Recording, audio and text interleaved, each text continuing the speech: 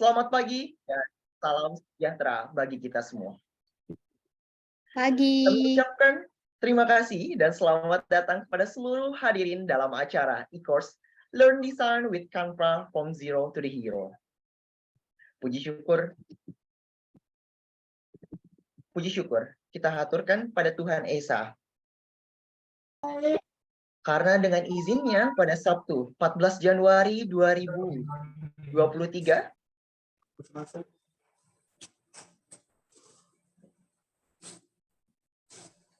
Oke, maaf. Oke. Baik, puji serta syukur pada Tuhan Esa karena dengan izinnya pada Sabtu 14 Januari 2023 kita berkesempatan untuk belajar bersama. Saya, Muhammad Fahri Rapipsyah, akan memandu sepanjang acara. Acara ini diselenggarakan oleh studio. Dengan adanya acara ini, kita bertujuan untuk memberikan edukasi, pengetahuan kepada setiap lapisan masyarakat mengenai cara memperoleh desain yang baik melalui Canva. Dengan adanya kegiatan ini pula, kita berharap mendapatkan motivasi untuk menjadi seorang desainer yang siap terjun di era industri 4.0 to 5.0. Sebelum acara, kami akan membacakan susunan acara pada hari ini, yang sudah diawali dengan pembukaan, kemudian dilanjut dengan sambutan. Setelah itu kita akan menuju acara Learn Design with Canva from Zero to the Hero, fundamental prinsip desain. Lalu diselingi dengan tanya jawab dan diakhiri dengan penutupan. Untuk selanjutnya, sambutan oleh founder studio yang akan didisposisikan oleh Iqbal Nafiatus Syarifah. Padanya dipersilahkan. Halo, apakah suaranya sudah terdengar? Oke, sudah terdengar jelas. Oke, Assalamualaikum warahmatullahi wabarakatuh. Selamat pagi semuanya. Di sambutan kali ini nggak banyak ya yang mau aku sampaikan, tapi ada beberapa poin penting. Pertama, aku mau mengucapkan terima kasih banyak untuk seluruh tim studio, baik pengurus dan volunteer yang sudah dengan sangat luar biasa merancang event e-course pertama kita, sehingga acaranya dapat berlangsung mulai hari ini.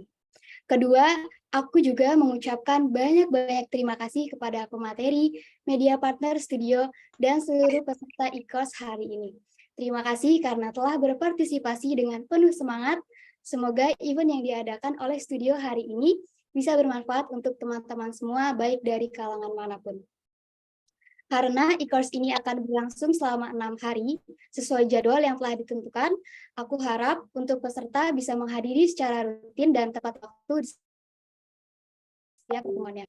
Iya, mau sedikit promosi juga ya, terkait event studio di tanggal 31 Januari nanti, yang mana bertepatan langsung dengan ulang tahun studio yang kedua.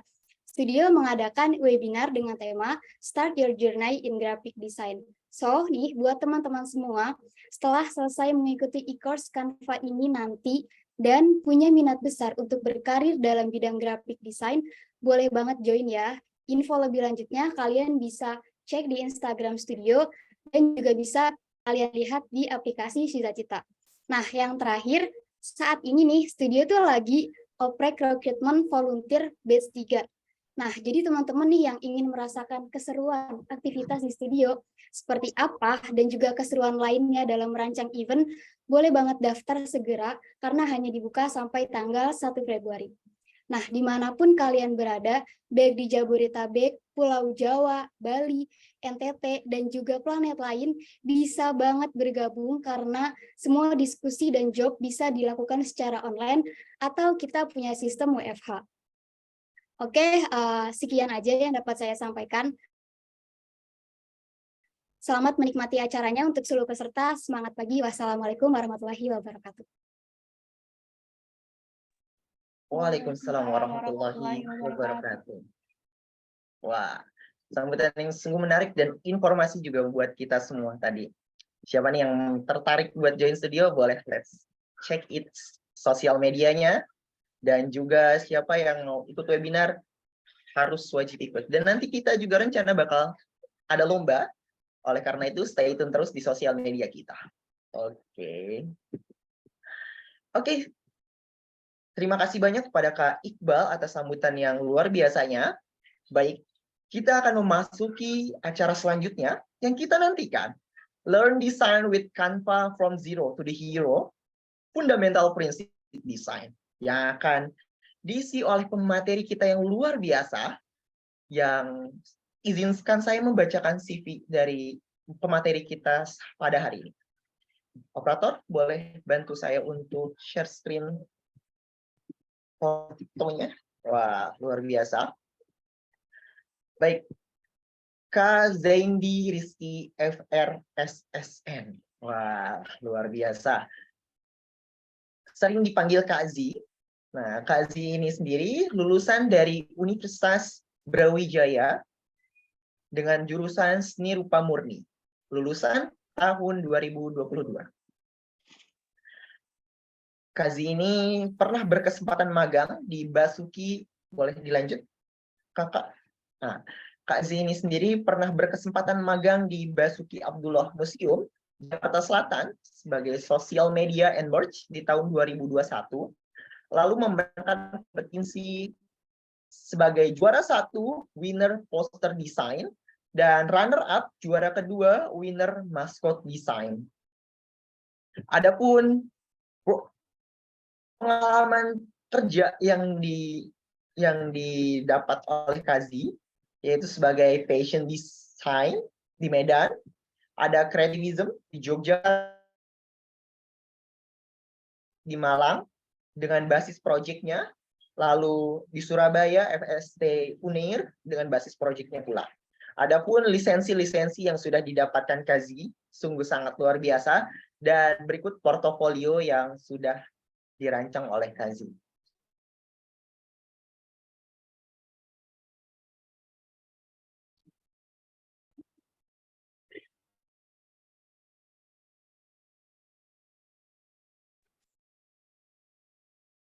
Wah, sangat menarik dan luar biasa banget.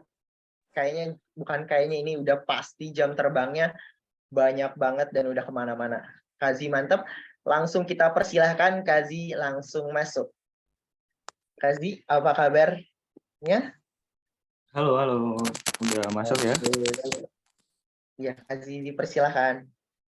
Alhamdulillah baik, Kak. Alhamdulillah. Ya, nah. Mungkin untuk Gimana Kazi untuk memaparkan materinya. Oke, langsung aja. Ya. Kita mau formal aja atau santai? Bebas aja, Kak, kita santai aja. Siap. Oke. Oke, langsung aja kalau gitu. Selamat siang, selamat pagi, selamat siang buat teman-teman sekalian Pagi, jam ya. siang, Kak, ya. Ya, selamat siang. Sebelumnya mungkin bisa bisa absen dulu kali ya di chat. Ini dari mana aja teman-teman. Ya, mungkin bisa kita berinteraksi sedikit. Sulawesi Utara.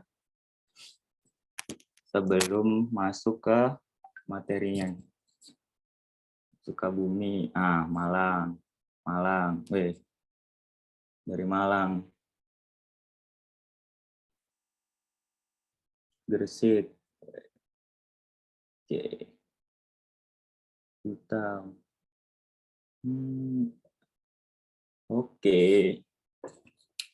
Oke, macam-macam ya, teman-teman. Ada yang dari masih di lingkup Jawa, ada yang di luar Jawa juga nih. Keren. Oke, karena kita hari ini mau ngebahas tentang fundamental dari graphic designer sendiri. Jadi apa saja sih prinsip dasar ketika kita mau terjun berkarir gitu di dunia graphic designer, khususnya saat ini ya, maksudnya yang relate. Nah, mungkin teman-teman ini emang semuanya basicnya desainer atau gimana nih? Soalnya kan kita mau belajar Canva, jadi mungkin aku juga perlu tahu teman-teman latar belakangnya mungkin dari apa. Maba di kafe, wih. Gimana nih? Oh, bukan. Oke, latar belakang coding, wih. Sama-sama. Dulu juga ngoding. Aku guru Kesmas. Nah, sip. Oke, berarti macam-macam ya, nggak cuman desainer. Dan kalian bener banget sih, maksudnya untuk apa ya, belajar Canva itu. Nah, Canva sendiri kan adalah sebuah aplikasi yang dibuat untuk mempermudah mendesain, khususnya untuk para orang-orang yang tidak memiliki desain basic desain sekalipun gitu. Jadi benar-benar emang mempermudah banget, nggak harus kita expert di desain. Jadi kalian bisa banget memakai Canva ini buat apa aja. Jadi misal kalian punya bisnis dan lain-lain, itu ketimbang ya, aku juga berprofesi sebagai brand designer juga kan. Jadi daripada untuk small business ya, khususnya small business sendiri, itu kan lebih hemat gitu kalau kita paling nggak punya keahlian sedikit lah untuk ngedit pakai Canva itu. Jadi lebih hemat, nggak usah ngeluarin uang untuk bayar desainer dan lain. Dia enaknya Canva gitu. Oke. Jadi macam-macam juga latar belakang teman-teman, ada yang kesehatan, ada yang emang dari DKV, ada yang IT dan lain-lain. Ya semoga apa yang saya sampaikan hari ini bisa bermanfaat ya dan mudah dipahami. Yes. Oke. Aku coba share screen. Mungkin. Oke. Atau coba ini aku yang share screen dulu, Pak, mungkin.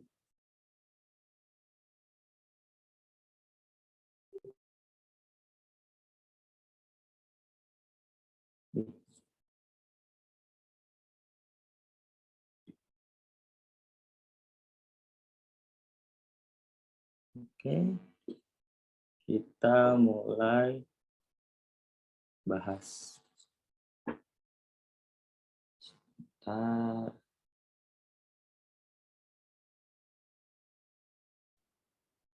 Oke, nanti kalau misal teman-teman ada pertanyaan, daripada lupa, boleh di chat aja sebelum kita nanti di terakhir mungkin ada tanya jawab ya. Jadi bisa via kolom chat, nanti aku bacain juga.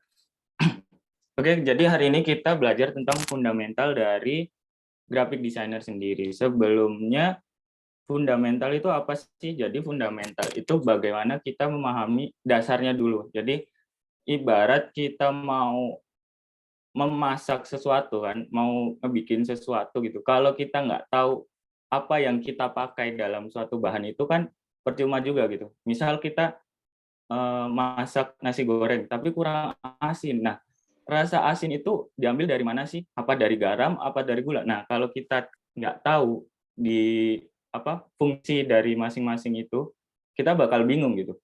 Ketika kurang asin, kita harus ngasih apa gitu? Apakah kita tiba-tiba ngasih, oh coba dikasih ini deh gula gitu. Nah, malah manis nasi gorengnya. Jadi intinya kita belajar dari bawah dulu, dari dasarnya dulu.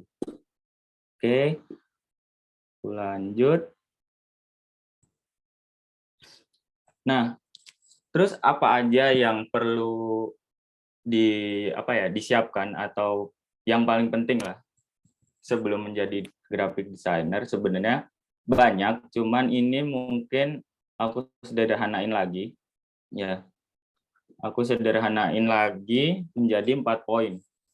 Nah, 4 poin itu adalah hard skill, soft skill, attitude, dan profesional gitu. Jadi hard skill sendiri ya namanya kalau emang mau masuk jadi graphic designer ya kita harus menguasai misalkan software graphic designer gitu.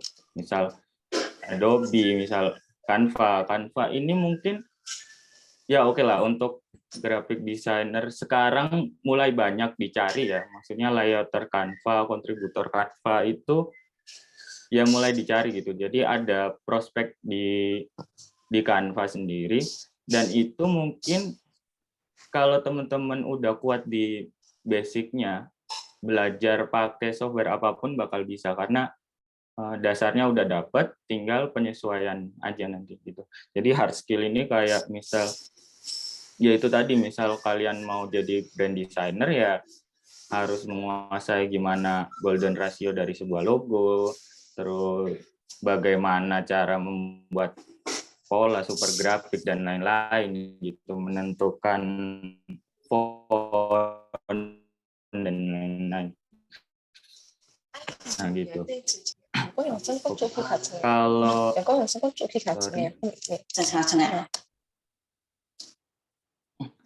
lanjut, kalau soft skill sendiri mungkin lebih ke gini, jadi menjadi graphic designer sendiri, oke lah, ketika kalian akan terjun di dunia industri kreatif gitu, pasti kan mungkin ada part of masing-masing job desk gitu. Jadi graphic designer mungkin untuk ya istilahnya aset-aset grafis gitu. Nah, tapi ada soft skill yang harus kalian pelajari juga, kayak presentasi mungkin. Jadi kalian mempresentasikan ide kalian sebelum itu nanti terrealisasi gimana, terus mungkin komunikasi dan lain-lain. Intinya soft skill yang bisa menunjang dan menambahkan value dari hard skill kalian gitu.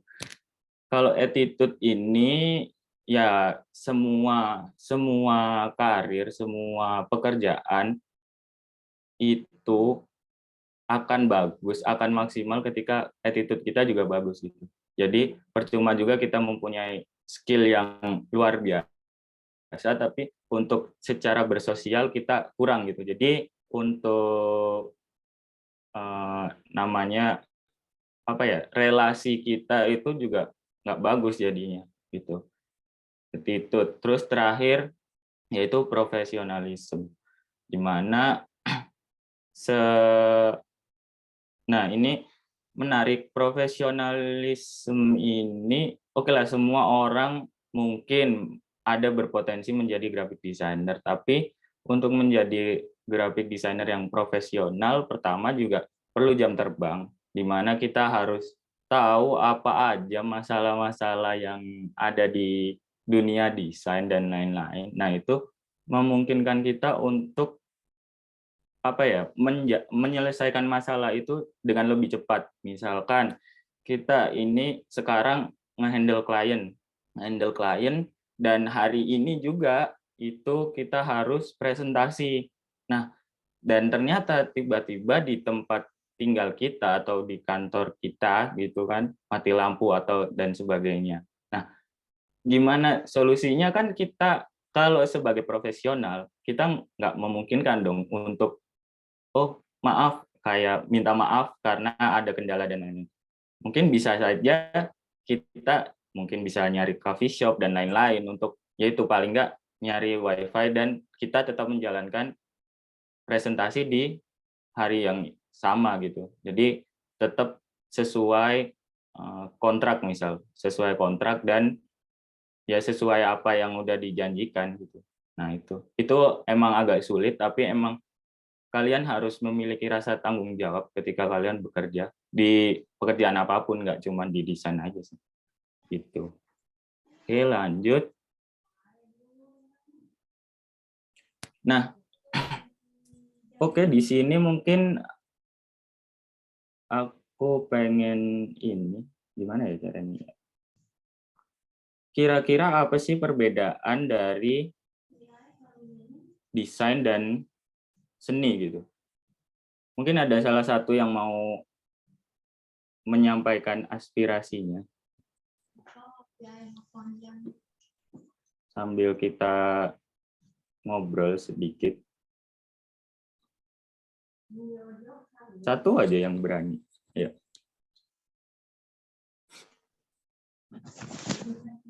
Kak, aku mau coba jawab. Oke, silakan. Oke. Dengan siapa? Sarah. Oke.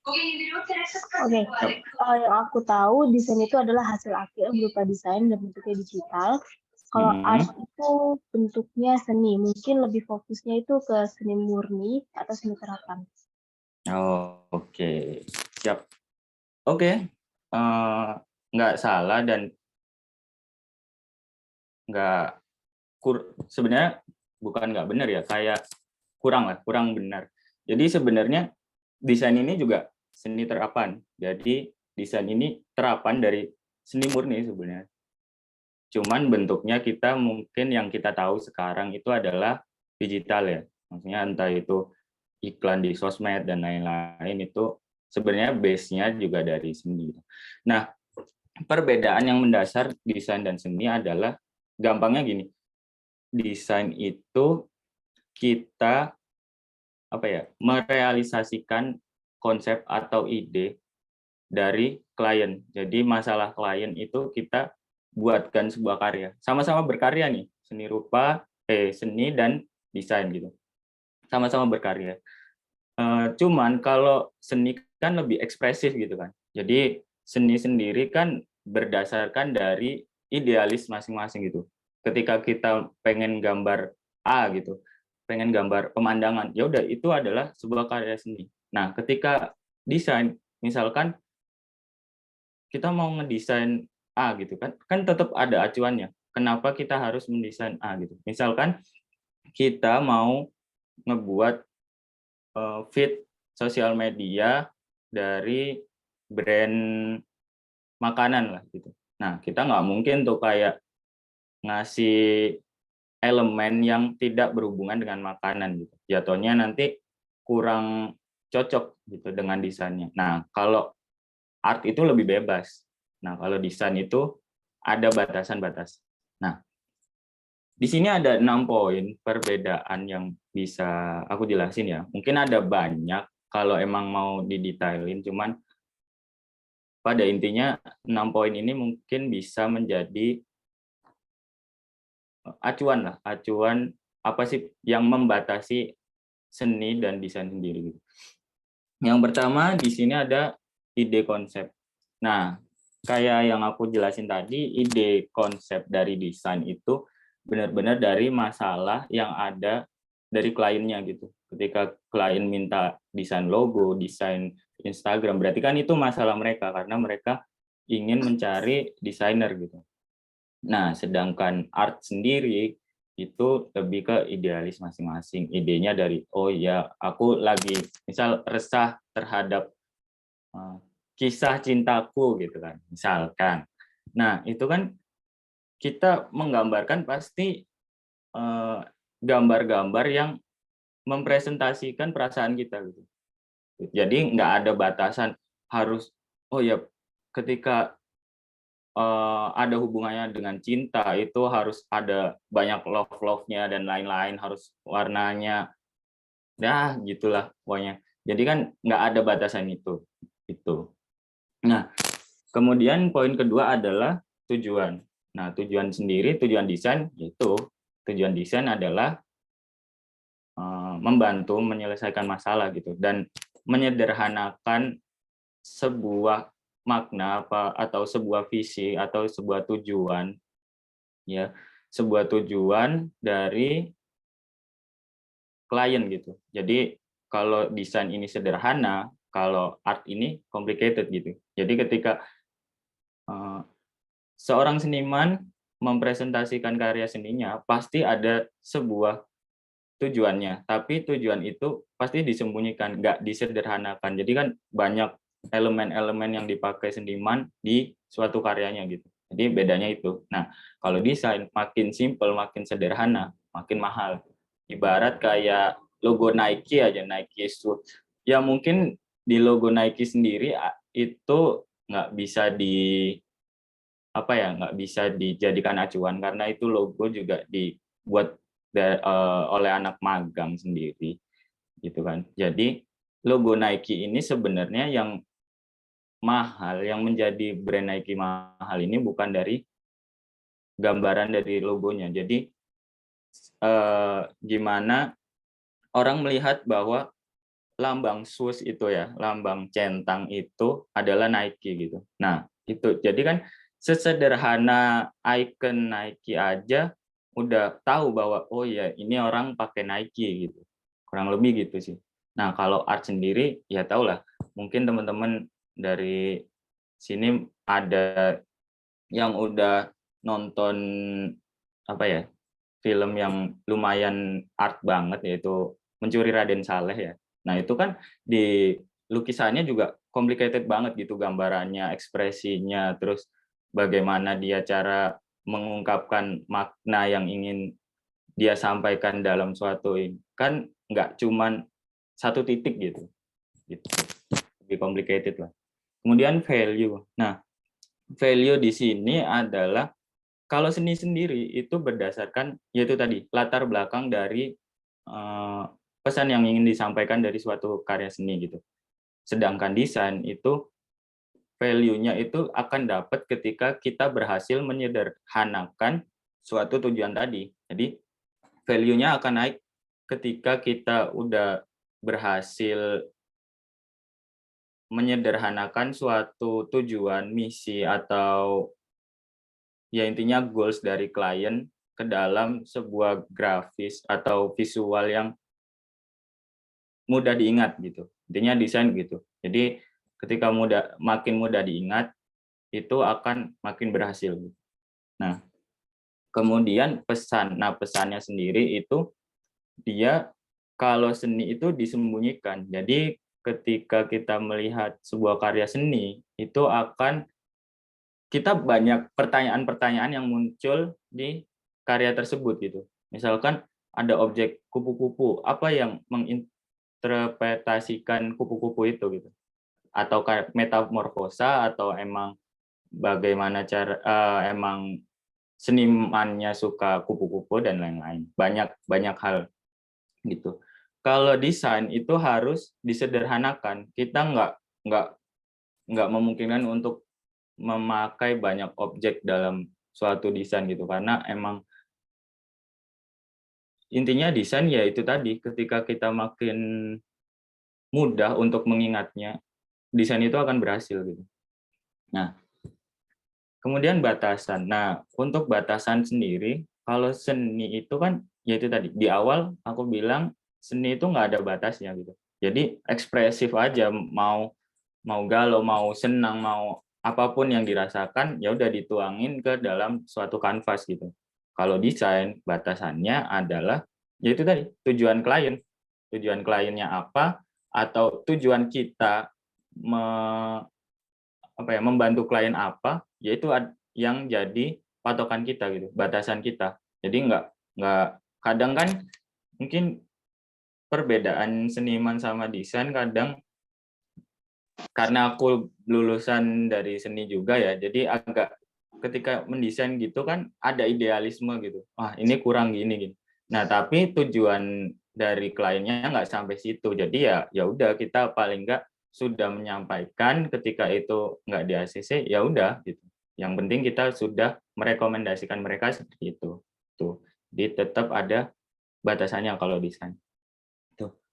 Atribut. Nah, yang dimaksud atribut sendiri ini kayak pemakaian elemen seperti yang sebelumnya dijelasin sih. Kalau seni itu ya bebas, udah benar-benar bebas dalam artian ya bebas tapi tetap ada prinsip-prinsip seni juga yang perlu dipertimbangkan gitu, nggak sekedar nempelin A I U E O ternyata untuk komposisinya nggak masuk gitu.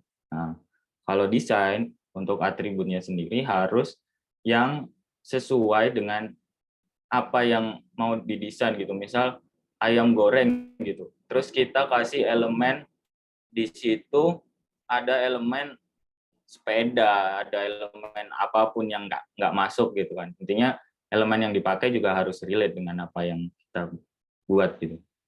Tuh. Oke, nah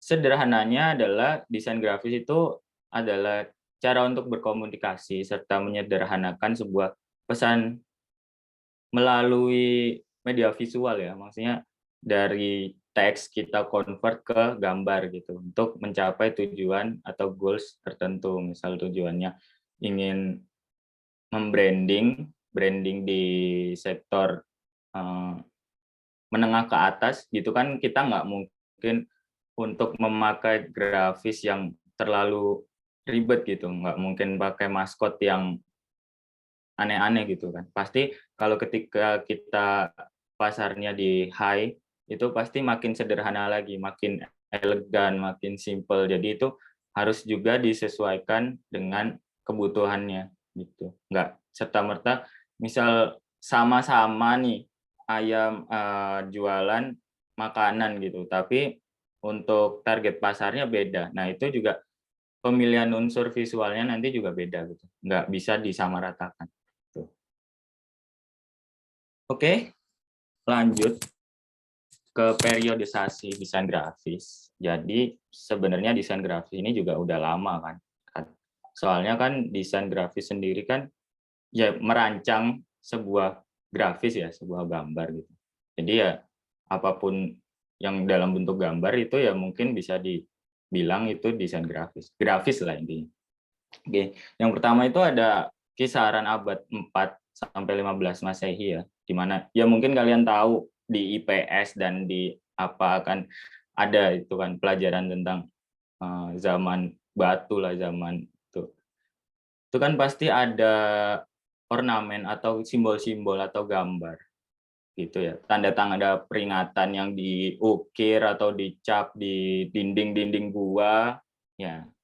Dinding-dinding gua itu yaitu pragrafis sih. Maksudnya mereka menggunakan itu kan juga sebagai simbolik gitu kan. Menyederhanakan apa yang ingin mereka sampaikan dari sebuah simbol-simbol tersebut. Ya mungkin kita agak susah sekarang membaca kecuali yang benar-benar concern ke situ ya. Jadi itu mereka juga mulai menyederhanakan tuh ketika oh ya cara berburu gimana digambarin di temboknya ini di dinding sebuah gua gitu. Jadi mereka cuma tinggal membaca lagi dari simbol-simbol karena di zaman itu juga belum ada namanya tulisan juga kan. Nah, jadi mereka menggunakan simbol itu peta dulu kan menggambar peta gitu. Jadi apa yang mereka ingat mereka gambarkan karena emang belum ada huruf dan lain-lain. Kemudian setelah abad itu kisaran 15 sampai 19 itu ada grafis tradisional lah. Nah, di mana ini adalah yang saya pelajari di kampus, yang saya pelajari di kuliah ya. Jadi grafis tradisional di mana grafis ini adalah sebenarnya banyak ya. Yang masih bisa kita lihat dan populer itu contohnya stempel. Di mana stempel itu kan kita membuat satu stempel yang bisa duplikasi ya, duplikasi. Nah, intinya grafis kan duplikasi itu gitu. Jadi kalau di tradisional itu kita pakai kayu, bisa pakai karet dan lain-lain untuk dulunya membuat poster gitu-gitu. Poster mungkin untuk informasi-informasi lah, untuk informasi-informasi. Nah, kalau digambar atau kalau dilukis kan repot juga ya, misal mau menyebarkan 100 poster, 1000 poster gitu. Nah, harus gambar satu-satu kan PR juga gitu. Nah, makanya itu mereka membuat yang dinamakan klise lah. Klise itu kayak semacam cetakan yang kemudian dicetak ulang berulang kali gitu. Jadi nggak usah repot-repot harus. Nah, ini juga sebelum adanya printer ya, maksudnya sebelum dimudahkan, mungkin kalau ngeprint mau 1000 piece juga sehari juga bisa gitu kan. Nah, ini kan sebelum adanya itu. Barulah masuk ke masa transisi di abad ke-20 di mana elektronik udah mulai berkembang lah, kayak mungkin fotografi, terus ya itu tadi printer mungkin mulai ada di abad 20-an gitu. Jadi mempermudah dari yang dulunya memang manual, ngebuat kayak font-font aja manual gitu. Dicukil dulu terus dicetak gitu kan. Nah, kalau transisi ini lebih ke elektronik. Cuman belum digital. Jadi benar-benar pakai sebuah alat yang elektrik gitu ya. Kayak misal kamera juga masih analog, masih pakai film, terus masih harus dicuci dan lain-lain. Terus Dan ini mulai muncul adanya TV. Nah, TV sendiri kan mungkin awal-awal TV nggak kayak smart TV yang kita tahu sekarang gitu kan. Tuh. Kemudian masuklah ke era modern gitu. Di mana era modern yang kita rasakan sekarang gitu. Kayak misal kita mendesain untuk sebuah sosial media, website, apalagi dan lain-lain lah. Thumbnail YouTube dan lain-lain lah. Rata-rata ya ini yang mulai desain grafis itu terbantu dengan adanya software gitu. Nah, mungkin Photoshop gitu-gitu mulai digunain lah gitu, mulai muncul gitu. Tuh, mulai intinya itu udah mulai komputerisasi lah, komputerisasi baru yang postmodern yang sekarang juga sedang dikembangkan yaitu AI gitu. AI gimana AI itu akan membantu kita mengerjakan sebuah desain gitu. Misalkan kayak di Canva sendiri kan ada tuh nanti ada fitur sebuah text to image. Jadi kita cuman ngetik image apa yang kita pengen dari sebuah teks, kemudian dia yang generate sendiri gitu. Misal kita mau ngetik gajah sedang bersepeda gitu kan. Nah, itu nanti dia keluar tuh gambarnya dia gajah sedang bersepeda. Jadi kita nggak usah ini. Kalau pas modern mungkin AI ini belum terlalu canggih ya. Jadi kita harus berimajinasi gimana caranya gitu. Dulunya mungkin pakai manipulasi dan lain-lain gitu. Nah, sedangkan AI ini mulai dikembangkan ke arah situ gitu untuk mempermudah pekerjaan kita lah. Jadi sebenarnya AI ini mungkin ada yang menganggap itu adalah ancaman, tapi kalau saya pribadi itu adalah teman ya. AI itu membantu banget karena misal sekarang aja bikin caption gitu, kita terbantu dengan adanya AI gitu. Nah, nggak usah repot-repot harus mikir dari nol, tapi tetap kita mikir, tapi kan udah kebantu. Mereka mungkin salah satunya memberikan ide lah, memberikan masukan gitu.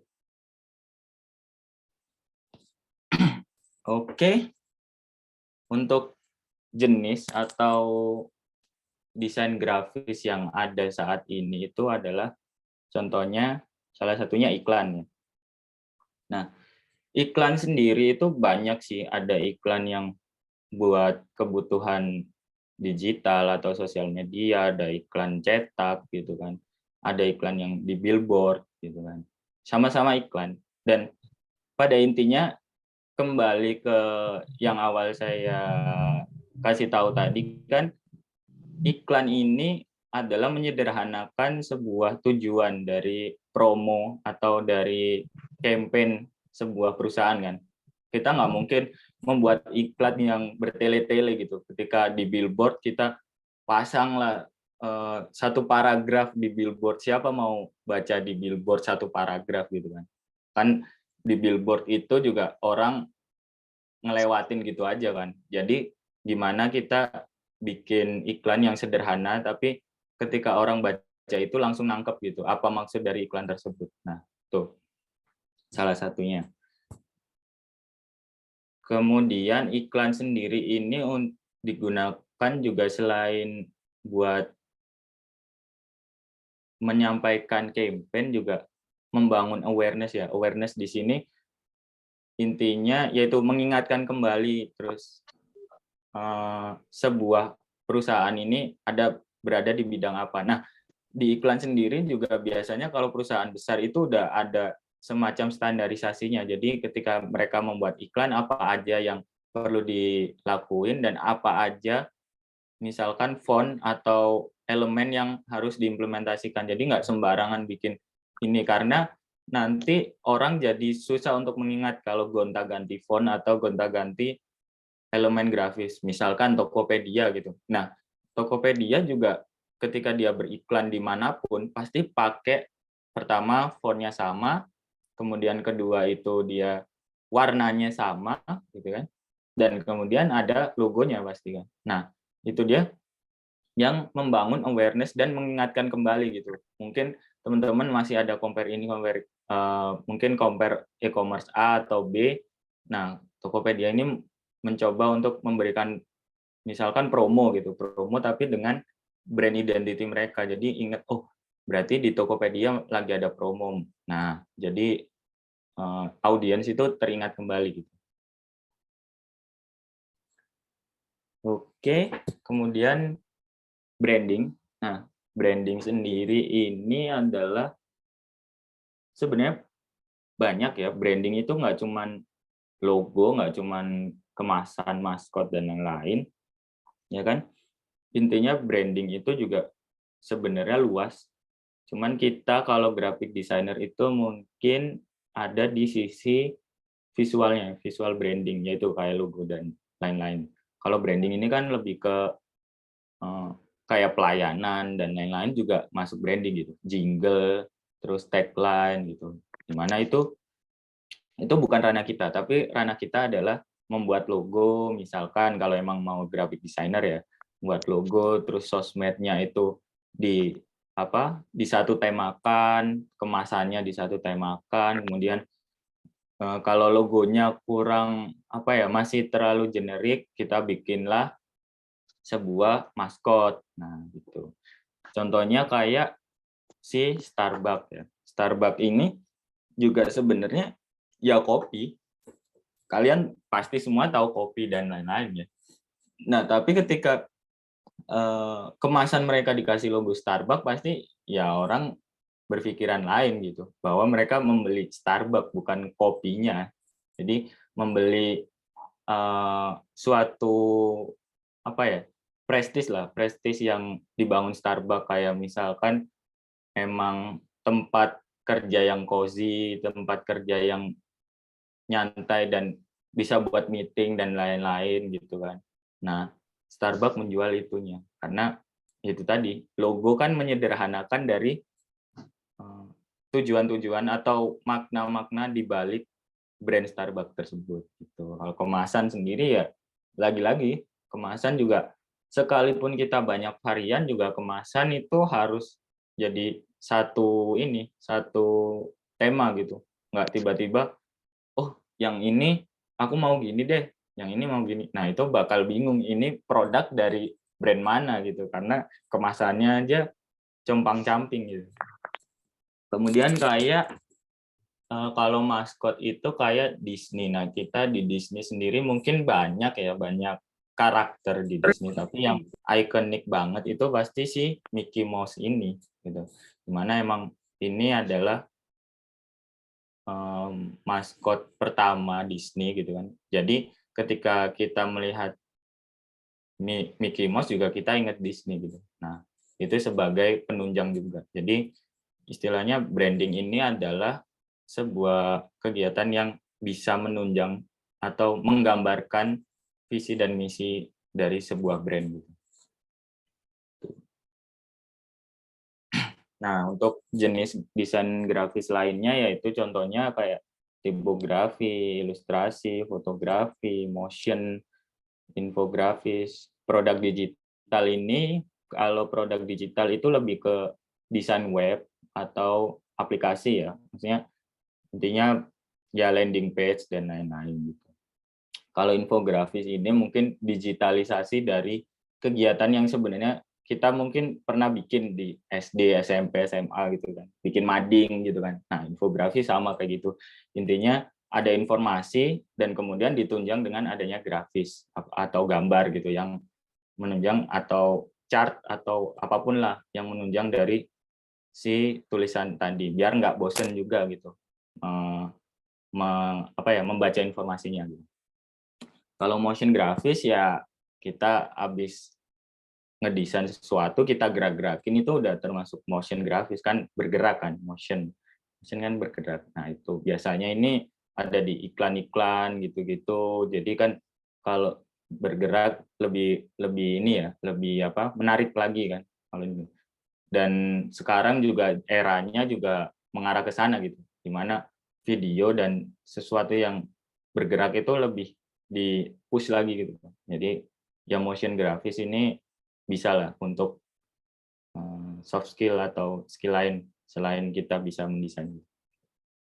Kemudian tipografi ini ada lettering dan lain, intinya permainan dari huruf. Jadi tipografi itu bagaimana kita memainkan huruf sesuai dengan tujuan tadi. Misalkan emang mau bikin kaos gitu, bikin kaos dengan hand lettering gitu, ala-ala ukiran Jepara gitu-gitu kan. Nah, itu tipografi gitu. Dan itu tetap kita harus merancang dulu kan, mendesain dulu kan. Nah, itu masuk itu. Nah, ilustrasi, sebenarnya ilustrasi ini kemungkinan bisa masuk art, bisa masuk desain, tapi ilustrasi sendiri kan base-nya kadang itu kita mengilustrasikan apa yang klien kita mau gitu. Jadi misalkan komik aja kita udah harus mengilustrasikan dari skrip atau dari brief yang udah ada gitu. Jadi termasuk kita merancang dari segi visualnya. Tuh, fotografi juga sama, kita harus mempertimbangkan elemen-elemen kayak rule of third, terus pencahayaan dan lain-lain, objeknya harus di mana gitu kan, harus dirancang dulu sebelum ngejepret, kecuali emang selfie ya terserah sih kalian mau menganggap itu desain grafis atau enggak. Cuman selfie kan ya kita mempertimbangkan filter yang terbaik untuk kita aja kan. Itu. Oke. Kemudian kita masuk ke prinsip dasar desain. Nah, prinsip dasar ini kurang lebih ada 12 ya. Kurang lebih. Mungkin banyak, cuman disederhanakan secara global itu 12 prinsip gitu. Di mana yang nantinya paling enggak kalian ini tahu dan kalian nggak harus dihafal sih prinsip ini. Yang penting kalian paham itu nanti akan impact banget ke desain kalian gitu. Jadi prinsip ini intinya jangan dihafal, cuman harus paham gitu.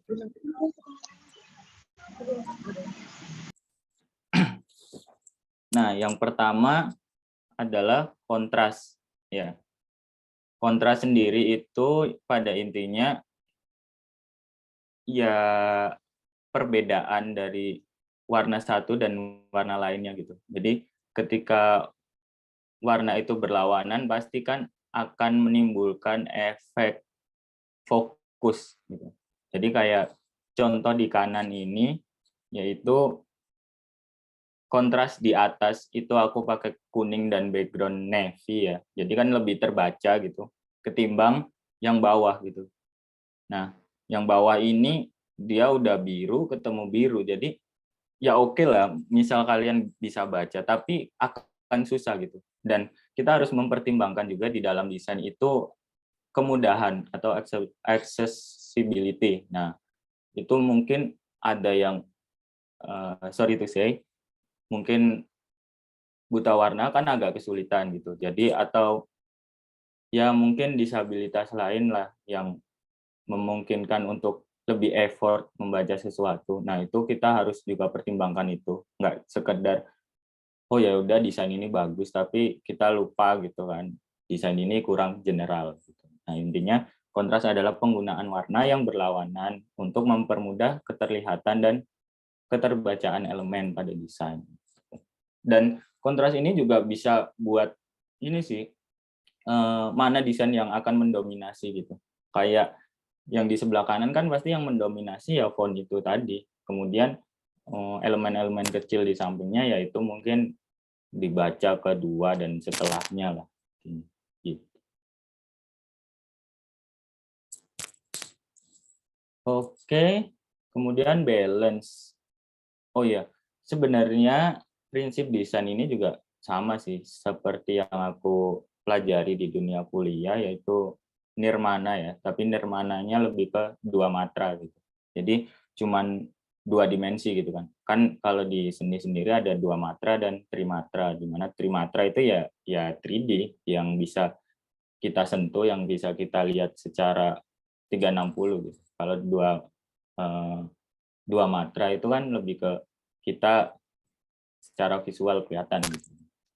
Nggak ada volumenya lah intinya. Gitu. Nah, untuk balance sendiri itu sebenarnya nggak harus simetris ya. Maksudnya kanan kiri sama, atau harus di tengah terus, atau harus nggak ada patokannya. Yang penting sebenarnya kalian memakai objek itu seimbang gitu. Jadi kayak yang atas kiri itu sebenarnya dua ini kan sama ya, apa desain yang ingin disampaikan gitu kan. Warnanya sama dan lain-lain sama. Cuman kenapa yang bawah lebih seimbang? Karena yaitu tadi ada logo dari ininya dikecilin atau yang jadi pertimbangannya adalah seluruh sudutnya itu seimbang gitu. Kanan kiri atas bawah itu seimbang gitu. Nah, ini juga kepekaan ini nggak bisa dipelajari dalam waktu dekat gitu. Jadi emang harus banyak-banyak sering ngelihat desain, sering ngelihat foto, ngelihat apapun tentang keseimbangan. Paling mudahnya kalau emang mau belajar keseimbangan dengan cepat, biasanya pakai grid atau pakai rule of third. Ya, aku dulu belajarnya pakai rule of third, di mana itu adalah teknik fotografi gitu. Fotografi yang di mana ada 3 atau ya 9 kotak lah, 9 kotak dengan masing-masing 2 garis horizontal dan vertikal. Nah, itu kita meletakkan elemen-elemennya nggak jauh-jauh dari patokan tersebut gitu. Jadi kita mendapatkan elemen visual yang seimbang. Nah, jadi gampangnya gitu, awal-awal gitu. Cuman setelah kalian peka, kalian pasti ada feeling, oh ini kayaknya kalau dikecilin akan seimbang deh. Kalau digedein akan seimbang karena emang bobot dari suatu desain, font dan lain-lain itu juga berpengaruh gitu. Font yang bold itu ketika dilawanin font yang thin atau yang tipis atau yang light itu juga berpengaruh. Ya kalau bold kita lebih bisa ngelihat lebih dulu kan, pasti yang bold, highlight-nya bold gitu. Semacam kayak thumbnail YouTube aja. Thumbnail YouTube kan biasanya orang-orang pakai font-font yang gede-gede gitu, di mana itu bisa menarik perhatian gitu, langsung kebaca gitu kan. Kalau kita pakai font-font yang kecil, yang tipis, itu bakal kesulitan nih, dan itu nggak work banget untuk desain-desain yang thumbnail lah. Kayak di Instagram sendiri kan ketika kita melihat thumbnail, kalau logonya atau si tulisannya jelas kan pasti kita klik gitu kalau menarik untuk kita ya. Jadi pasti kita klik gitu karena udah jelas itu fontnya, keterbacaannya jelas gitu walaupun thumbnailnya kecil gitu. Tuh. Intinya balance itu komposisi di mana desain terlihat seimbang lah ya. Baik asimetris, simetris dan lain-lain. Ya untuk mendapatkan itu juga kita perlu mengatur warna, ukuran, sama tekstur, sama elemen sih. Elemen-elemen grafis, misal kayak ya ini, semisal ini yang bawah itu dihilangin rainbow-nya atau pelanginya, itu bakal nggak seimbang lagi, karena lebih dominan keseimbangannya ke kiri atas jadinya. Gitu. Oke, kemudian ada empasis. Nah, di empasis sendiri ini adalah intinya menonjolkan suatu informasi yang pengen kita highlight gitu, atau yang pengen dibaca duluan paling enggak. Nah, kayak yang atas dan bawah, ya walaupun mungkin ukuran fontnya sama ya, tapi ketika peletakannya beda juga bakal beda gitu. Nah, empasis sendiri itu istilahnya kalau bisa dibilang itu highlight gitu kan. Kayak coming soon. Nah, pasti kita ketika ngelihat si desain yang atas kanan itu pasti oh ya coming soon gitu, kelihatan gitu. Nah, kalau yang biru yang bawah itu pasti kesusahan apa tulisannya, terus warnanya juga gitu kan. Nah, kurang menonjol gitu. Nah, empasis itu gimana cara kita menonjolkan sebuah hal yang penting lah dari sebuah desain gitu.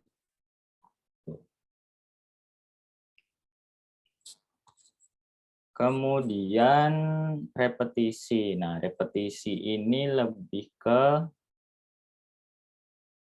pengulangan lah, pengulangan dari misalkan kita pakai, kalau di desain kan mungkin idealnya itu memakai 3 font ya, maksimal ya, 3 font. Nah, itu berarti 3 font itu akan terus dipakai di setiap desainnya gitu. Jadi misal poster, sekalipun poster besar, itu pasti 3 font ini doang. Karena kalau lebih mungkin akan berantakan dan repetisinya nggak dapat. Jadi repetisi itu misal fontnya pakai Montserrat, Roboto dan lain-lain gitu, ya tetap pakai Roboto. Karena kalau kalau misal kayak yang kiri bawah ini kan compang-camping ya fontnya ini. Nah, ini tips atau emang dia display font gitu kan. Nah, kayak kayak setiap poin di tipsnya itu berbeda font, jadi repetisinya kurang dapat gitu. Nah, repetisi ini juga visual, secara elemen visual juga bisa dipakai, nggak hanya font dan lain-lain sih. Intinya kita harus menggunakan itu terus-menerus. Nah, repetisi ini juga bisa diimplementasikan ketika kita bikin desain sosmed gitu. Jadi, misalkan kita bikin desain sosmed, logonya ada di kiri atas terus gitu ya, di kiri atas terus, ya udah di kiri terus. Tapi mungkin sesekali ada yang dipindah, tapi tetap gitu, ketika kita pindah juga feel-nya itu masih dari brand tersebut. Jadi, kesannya itu masih dapat gitu, walaupun kita memindahkan itu ke bawah misalnya, tapi tetap itu ada. Nah, repetisi ini biasanya dipakai untuk hal-hal yang penting untuk diingat. Nah, itu kayak logo, terus kayak semisal kontak gitu kan, nama Instagram dan lain gitu. Nah, itu repetisi dalam desain. Sebenarnya ornamen-ornamen juga bisa sih, panjang sih repetisi ini. Gitu. Intinya pengulangan lah, pengulangan warna, pengulangan font, pengulangan grafis dan bentuk gitu, yang sesuai dengan awal kita bikin juga. Kemudian proporsi. Nah, proporsi ini intinya ya keseimbangan atau keseimbangan gambar ya, maksudnya ya kayak sama kayak keseimbangan, cuman proporsi ini dia itu lebih apa ya? Kalau desain itu emang feel sih, maksudnya kalau kita nggak belum ada perasaan ke sana itu jadi agak susah gitu. Kayak misal proporsi aku pernah nge-handle ini ya, suatu desain logo. Terus kemudian dia implementasikan ke sebuah neon box, di mana bukan neon box juga sih, pokoknya pelang nama restorannya lah gitu. Nah, itu sama dia di stretch, jadi logoku gepeng gitu. Di mana aku udah mikir golden ratio dan lain-lain, ternyata digepengin sama ininya, percetakannya atau ya yang ngegarap gitu. Jadi kan ya oke lah orang awam nggak terlalu ini, tapi kalau orang desain pasti menganggap itu kenapa gitu loh. Maksudnya kan udah ada standarisasinya, kenapa harus digepengin atau dikecilin dan lain-lain. Nah, sama kayak yang kiri ini, ketika proporsi kita pas, itu akan membentuk suatu keseimbangan. Jadi 12 prinsip desain ini sebenarnya ada korelasinya gitu loh, masing-masing gitu. Jadi ketika kita kecilin si megafonnya itu pasti jadinya jomplang banget karena proporsinya kurang gitu kan. Atau ketika kita ngilangin aja, ya jadinya ya kurang juga gitu kan, kurang menarik lah istilahnya. Nah, proporsi ini ya tolak ukur lah menentukan objek penting atau tidaknya gitu. Dan jadi kalau kalian misal ngedesain itu kan sebelum kalian kasih ke klien atau kalian fixkan itu pasti kan dicek dulu kan, apakah ini emang udah seimbang, apa udah proporsional, terus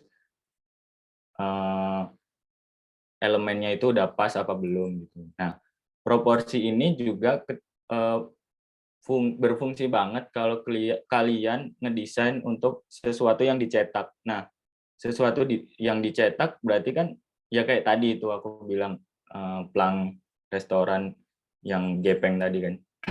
Nah, itu sesuatu yang dicetak kan biasanya kita udah ngecetak nih ukuran misal.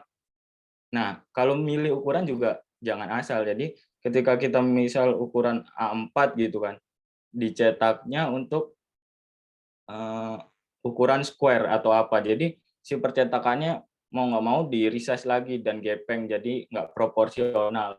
Nah, itu namanya proporsional gitu. Jadi ketika kalian mau nyetak brosur atau apa, ya udah disesuaikan juga ukurannya biar meminimalisir lah untuk kejadian tadi tuh, kejadian ketidakproporsiannya gitu kan. Kan kalau kita ngedesain capek-capek terus hasil akhirnya atau eksekusinya kurang mantep kan juga sayang juga ngedesain. Gitu. Jadi ini mempermudahnya di situ. Kemudian masuk ke hierarki. Nah, hierarki ini adalah sederhananya dia ini menuntun kita gitu. Di mana mana sih informasi pertama yang harus kita baca dulu gitu. Jadi nggak compang-camping gitu. Kayak yang kanan, tulisan yang pertama pasti yang kanan atas itu pasti terlihat duluan daripada yang kedua dan yang terakhir gitu. Nah, yang terakhir juga jangan lupa follow story of Z itu kan. Nah kalau yang bawahnya itu, nah yang pertama dikecilin. Jadi kan yang kelihatan pertama kali itu malah justru yang kedua kan, bukan yang seharusnya menjadi highlight, yaitu yang pertama. Nah yang kedua malah kebaca duluan, baru yang terakhir, terus yang pertama malah yang pertama jadi yang terakhir. Paham nggak sih? Jadi yang harusnya menjadi yang pertama, tapi dia karena hierarkinya nggak dipertimbangkan, jadinya malah misinfo gitu. Ketika kita membaca suatu informasi tentang adanya vaksin booster lah, anggap aja vaksin booster gitu. Nah, yang di highlight pertama itu bukan vaksinasinya, tapi mungkin tanggalnya atau apa benefitnya gitu kan, aneh juga gitu. Kita melihat benefitnya dulu gitu. Paling enggak kan kita highlightnya apa dulu, judulnya apa dulu, baru isinya kan. Nah, hierarki itu kayak gitu. Jadi urutan objek atau teks yang berdasar dari informasi yang paling penting dulu lah. Jadi kita menuntun audiens itu membaca dengan tepat gitu. Dengan tepat, dengan urutan yang pas. Gitu. Kemudian ada irama atau ritme. Nah, irama atau ritme ini hampir mirip ya kalau dibilang itu sama repetisi. Cuman kalau irama atau ritme ini mungkin kalau repetisi kan berulang ya, berulang kayak penggunaan objek yang berulang dan lain itu untuk meningkatkan awareness lagi, balik lagi. Kalau irama ini mungkin ada, kalian tahu spektrum musik kan? Jadi spektrum musik itu juga ada iramanya gitu. Walaupun nggak sama semua, tapi dia membuat sesuatu itu harmonis gitu. Nah, kayak semacam di kiri itu. Di kiri itu kalau di atas, kiri atas itu kan untuk boxnya disamain semua. Jadi harmonis gitu kelihatannya. Sebenarnya kalau misal pun kayak bawah nih, kayak bawah kan ada yang satu yang offset lah. Offset itu ketika kita mau seperti itu juga kita harus menentukan mana aja yang kita bikin offset. Jadi nggak harus rata semua juga sih sebenarnya. Jadi kreatif kita muncul di situ. Jadi kita juga bisa mungkin 1, 3, 5 itu kecil dan 2, 4-nya itu panjang gitu. Jadi intinya dia memiliki irama lah, maksudnya konsisten. Jadi konsistensinya juga. Jadi nggak monoton. Irama ini bedanya itu membuat suatu elemen itu nggak monoton gitu. Dia tetap sama elemen yang dipakai, tapi dia cuman memberikan kesan ini dinamis gitu, nggak cuman straight, oh ya ukuran segini semua gitu kan. Jadi terlalu monoton lah dilihatnya.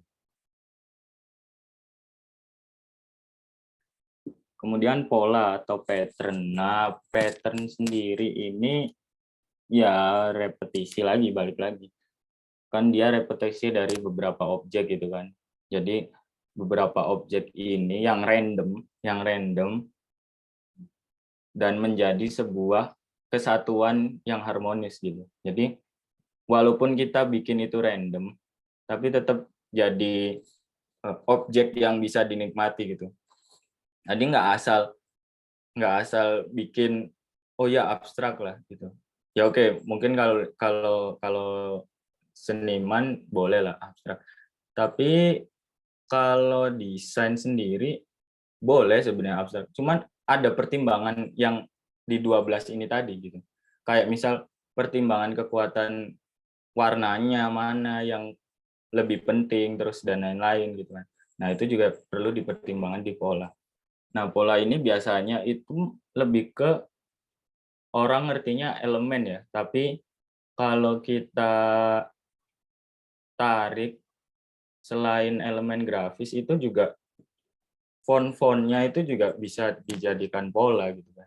Kayak tipografi juga mereka membuat pola dari font juga kan. Jadi intinya membuat beberapa elemen yang dari intinya dari berbeda-beda lah, berbeda-beda menjadi satu kesatuan yang harmonis gitu. Pola. Kemudian white space. Nah, white space ini kadang itu untuk pemula ya, maksudnya yang ataupun yang benar-benar awam sama desain itu dilupain. Jadi ketika ya kayak properti lah, properti gini ketika kita mungkin punya jasa bisnis properti gitu. Nah, kita punya foto propertinya. Oh, fotonya bagus nih, tapi kita paksain buat di desain deh ditambahin ini. Nah, tapi di foto itu udah padat banget di mana udah nggak ada white space dan lain-lain. Yang penting ditempelin si fontnya gitu. Nah, jadinya fontnya nggak terbaca. Pertama juga komposisinya jadi amburadul karena si backgroundnya ini udah rame, terus dikasih lagi lah, diramein lagi sama si font-fontnya tadi. Jadinya berantakan gitu. Percuma juga kita nambahin elemen. Ini kalau foto aja, terus mungkin dijelasin di caption gitu. Nah, white space ini sendiri membangun kesan di mana pembaca itu bisa istirahat gitu. Bisa kayak bedanya kita membaca koran dengan komik, ya kan? Koran kan full tuh, full tulisan ini. Akan bosan kan? Akan capek lah intinya. Mereka ngebaca terus, wah, matanya itu istilahnya nggak dikasih nafas gitu untuk membaca font. Nah, kalau ketika komik kan kita ada suatu panel kan pasti yang cuman sound effect atau apapun lah. Nah, itu mereka itu ngasih white space atau ya ruang kosong untuk kita itu berhenti sejenak. Jadi kesannya dari satu kesatuan desainnya itu nggak membosankan gitu. Nah, contohnya seperti yang kiri bawah kan, jadinya kita walaupun kita nggak pakai bantuan shape atau lain-lain, karena si fotonya itu ada white space-nya, ya kan? Jadi yang tembok belakangnya, memungkinkan nih buat dikasih font. Nah, dikasih boleh. Tapi kalau emang mentok banget, background-nya udah dapet full, misal klien atau si bos kalian itu ngasih, ini kasihin font. Nah, itu mungkin kita bisa bikin white space-nya sendiri, mungkin dikasih gradasi dari atas ke bawah itu warna putih dan lain-lain gitu kan. Untuk membantu ya itu tadi, karena desain itu semakin sederhana itu semakin gampang diingat gitu. Karena kalau crowded banget kayak kita pasang lah spanduk untuk sebuah toko retail, tapi di spanduk itu ada semua isinya ada beras, ada ini makanan ringan dan lain-lain. Kan kita kesulitan juga untuk ya oke lah, maksudnya mending disederhanakan menjadi toko ini, toko serba ada apa gitu kan. Jadi kan lebih sederhana, lebih gampang diingat. Nah, ketika orang ingat pasti balik ke situ. Nah, kalau kita mempersulit daya baca audiens, itu akan lebih sulit lagi untuk diingat. Karena ya itu tadi nggak sederhana dan mudah dilupain gitu. Karena emang terlalu ribet gitu. Nah, intinya white space adalah ruang kosong yang ada pada desain untuk space antar objek atau membedakan antar objek. Misal title dan isinya itu mau kalian bedain, nah itu perlu adanya white space gitu. Jadi enggak. Nah, dan white space ini digunain untuk lebih mempermudah untuk identifikasi mana yang emang judul, mana yang emang isi, dan lain-lain. Kemudian movement. Nah, movement ini ada korelasinya sama si hierarki ya. Jadi di mana urutan kita bacanya gitu kan. Kalau hierarki mungkin warna font gitu atau size font gitu kan untuk membantu lah. Intinya hierarki itu simbolnya yang membantu. Nah, kalau movement ini peletakan sih, lebih peletakan dari font yang penting dari mana dulu. Biasanya ya, kalau kita kan mungkin terbiasa untuk membaca dari sebelah kiri ke kanan. Nah, biasanya yang untuk informasi penting dari kiri dulu, idealnya.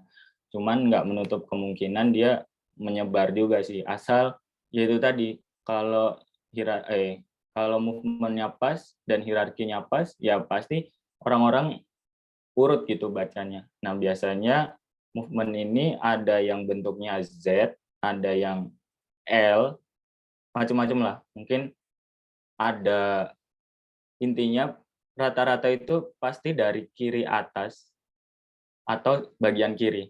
Jadi karena kita terbiasa atau ya udah terbiasa membaca dari kiri ya, jadi informasi-informasinya itu biasanya ditaruh di kiri gitu.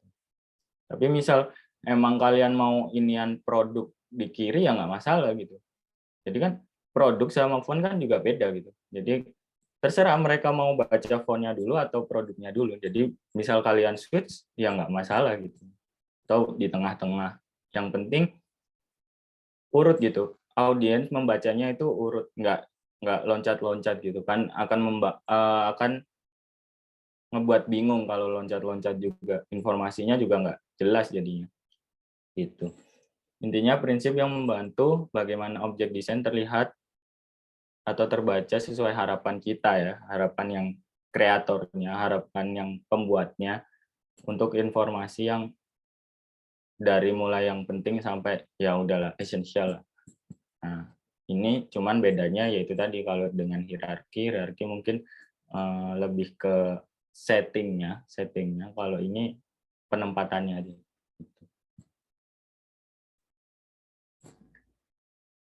Kemudian ada variasi ya. Variasi ini adalah kumpulan beberapa. Nah, variasi ini hampir mirip dengan ritme ya.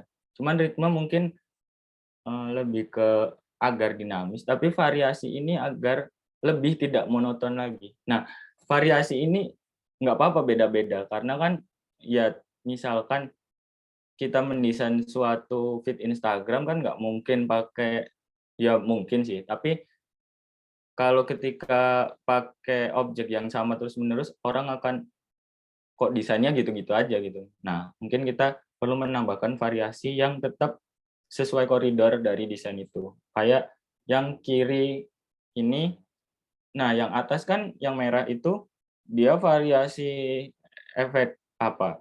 Elemen visualnya itu kan dot semua kan.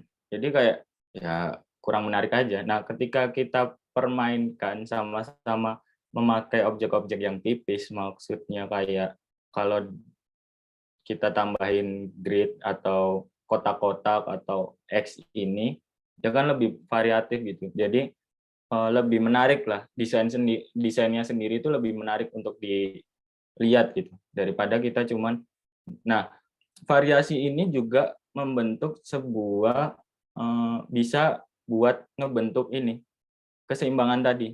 Jadi misal, waduh udah sesuai nih, misalkan udah mendesain sesuai, ya udahlah rule of third gitu. Mau komposisinya pas, kok masih kurang berat ya, kurang berat kirinya ya. Udah kasih aja variasi, kasih elemen apa gitu yang sesuai dan bisa menyeimbangkan sisi yang lainnya gitu. Jadi ya permainan kreativitas lah variasi ini. Kadang juga ada yang fail gitu. Nah, ketika anggap aja yang kiri bawah ini kita kasih blok ya, yang XX itu. Nah, itu akan mengganggu justru karena si diskonnya itu juga pakai blok kan. Jadi X ini akan mengganggu interest dari audiens gitu. Jadi mending itu tadi nggak terlalu kuat, variasi ini jangan terlalu kuat karena emang untuk menunjang aja sebenarnya gitu. Cuman menghilangkan kesan monoton tadi.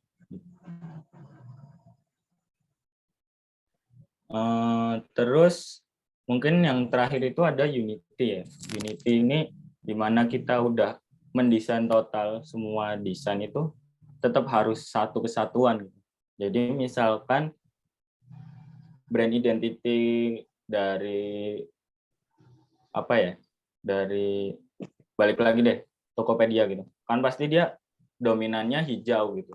Jadi kita nggak memungkinkan untuk tiba-tiba hijau terus ada warna kuning, ada warna merah, ada compang-camping lah kayak yang desain bawah ini kan dia agak banyak warna ya. Jadi orang itu pusing juga gitu, nggak harmonis, nggak selaras gitu. Desainnya itu mau kemana gitu, terlalu banyak warna. Ya, nah ini aku dulu pertama kali itu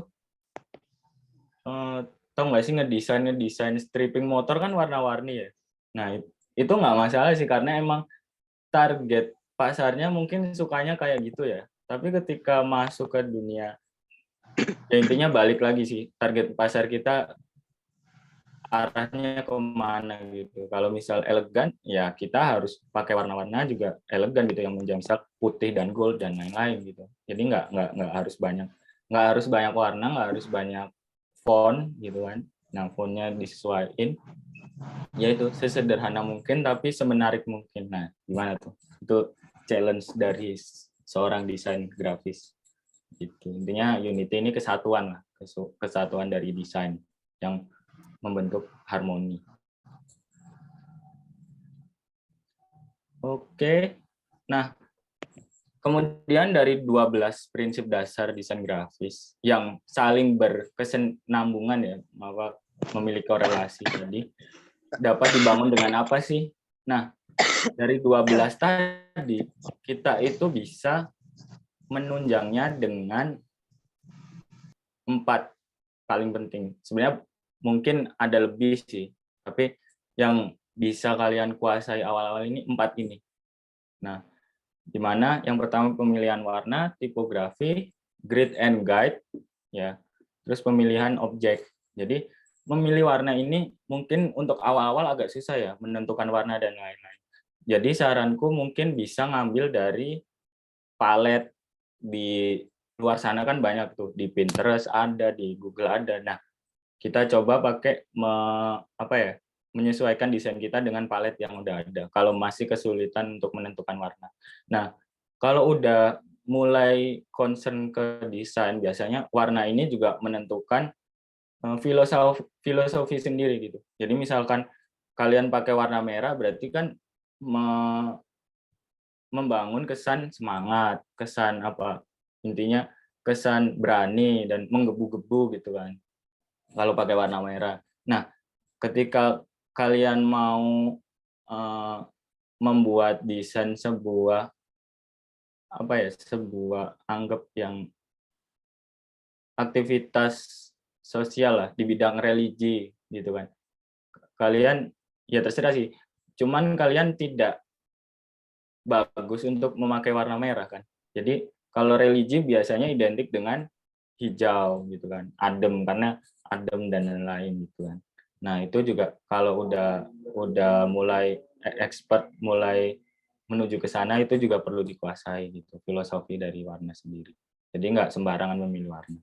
Kemudian tipografi. Nah tipografi ini juga perlu. Jadi kita menentukan si si fontnya juga, di mana kita harus pakai font bold, font thin, font handwriting, lettering dan lain-lain. Font yang buat misal kita pakai kosmetik tapi kita fontnya sport kan nggak cocok kan. Jadi kita harus font yang Latin gitu kan, font yang beauty type fontnya gitu. Jadi ya itu juga perlu dikuasain. Terus grid and guide. Grid and guide ini akan berfungsi misal emang perusahaannya pertama ada standarisasinya. Kedua, emang kalian mungkin benar-benar pemula ya, kesulitan untuk menentukan keseimbangan tadi, itu juga penting, grid-grid itu. Nah, mungkin untuk menentukan tempat objeknya mau ditaruh mana gitu kan. Jadi pakai grid gitu. Nah, makanya ada brand guideline itu kan buat standarisasi. Jadi perusahaan itu membuat brand guideline itu agar desainnya tetap konsisten gitu, walaupun berbeda-beda desainer gitu.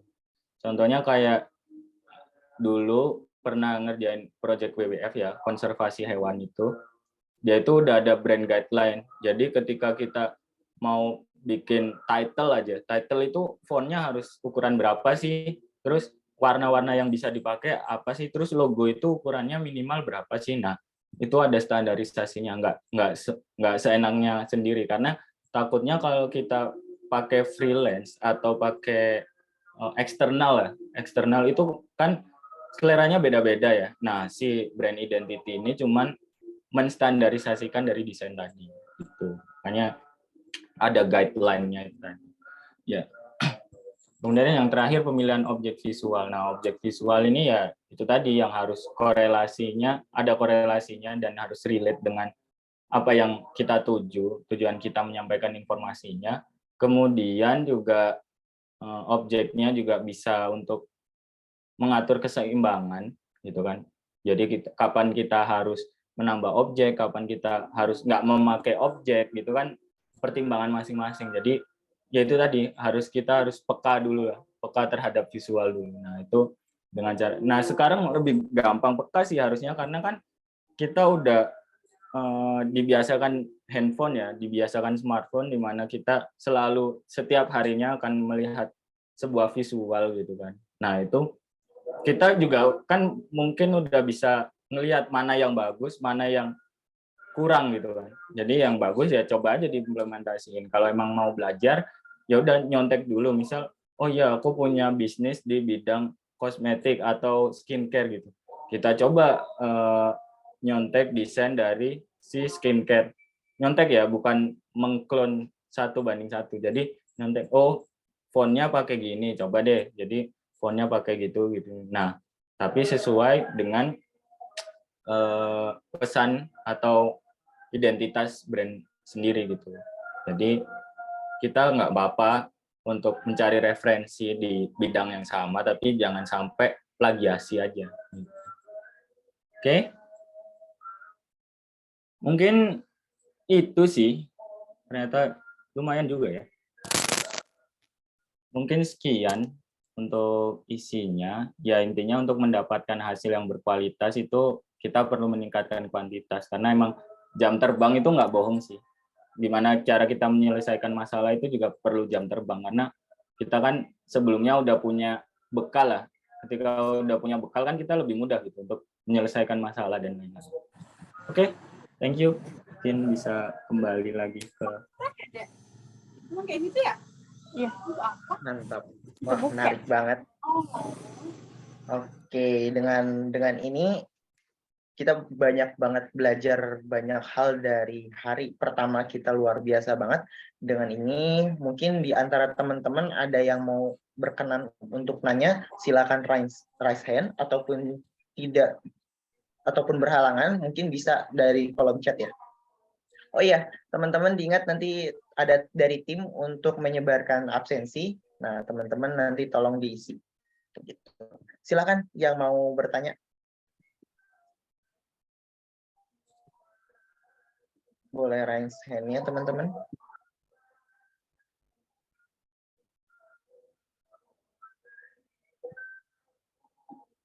Wah, materinya menarik.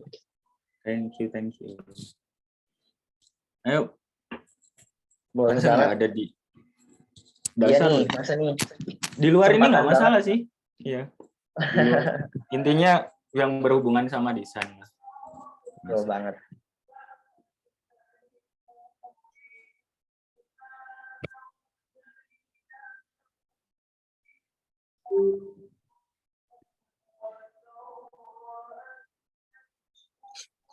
Ya, gimana mungkin teman-teman? Yang penasaran sama apa yang udah dijelasin, Atau masih ngambang nih buat materinya, boleh banget ditanyain.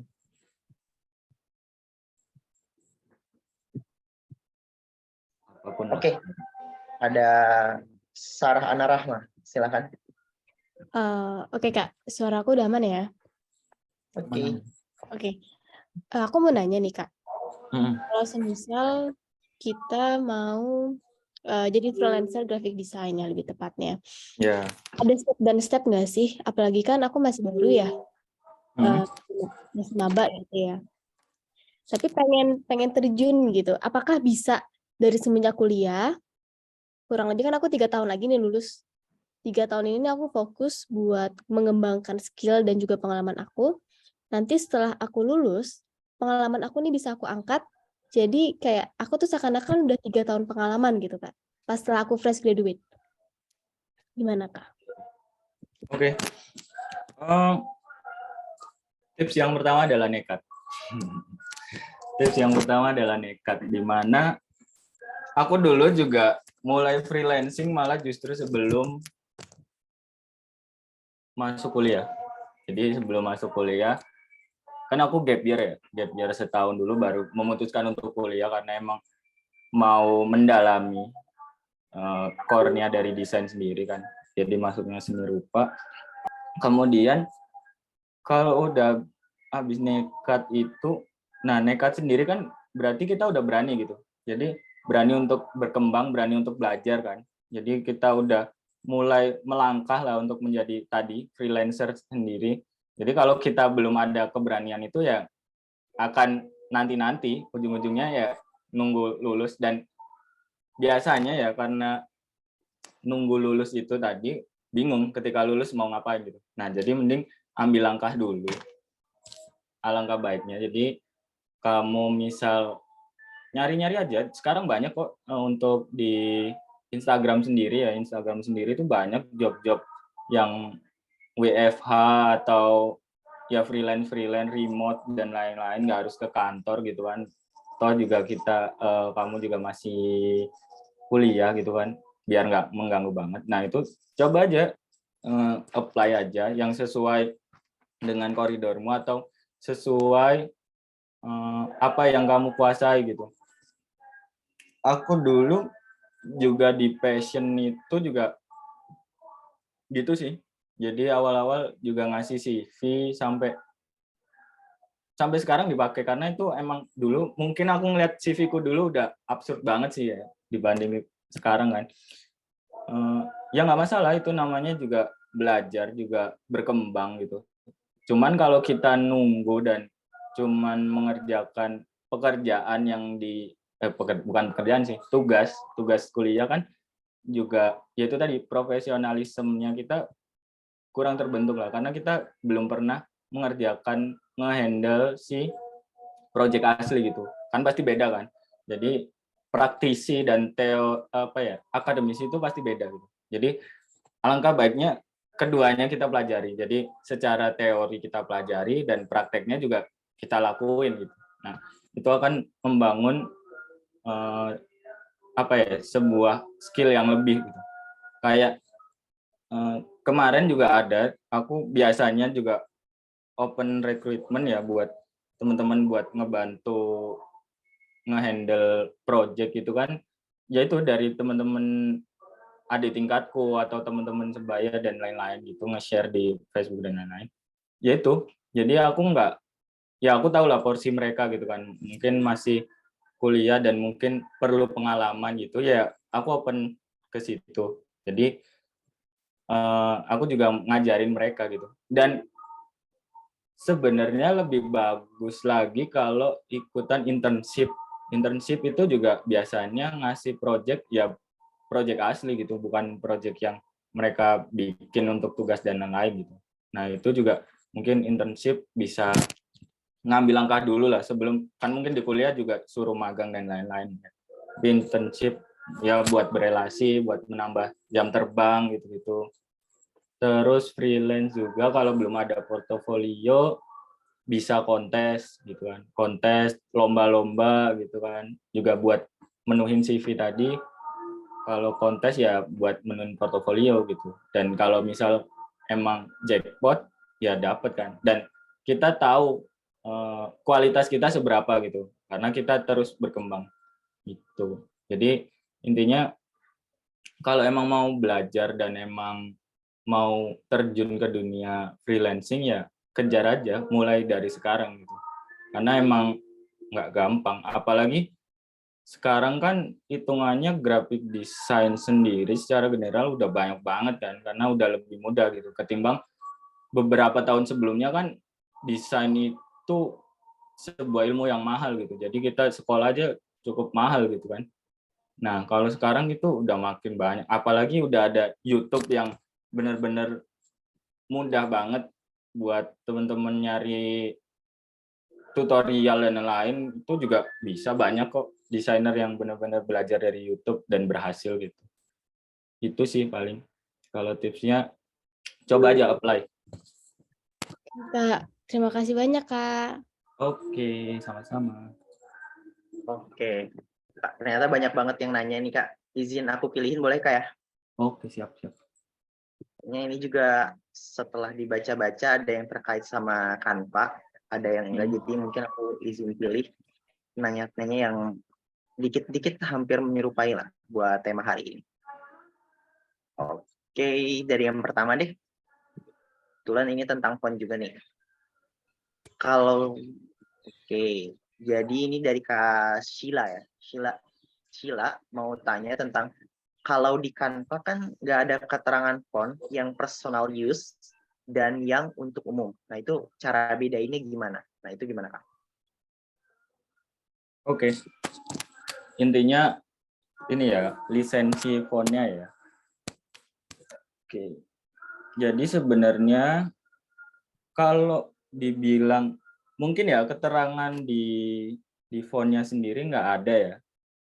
Tapi ada perjanjian lisensi konten Canva. Jadi apa saja batasan-batasan dari si Canva ini gitu. Jadi kalau dibaca secara general ya, sebenarnya font ini tuh bisa dipakai untuk personal use ya. Semuanya pasti personal use. Kemudian sebentar, ini aku juga baca sekilas tentang menggunakan merek dagang. Nah, di sini ada tertulis ya, Anda tidak dapat menggunakan konten gratis atau pro apapun dari perpustakaan media Canva untuk merek dagang, kecuali untuk font, bentuk dasar, dan garis. Nah, sebagian besar font Canva itu adalah font yang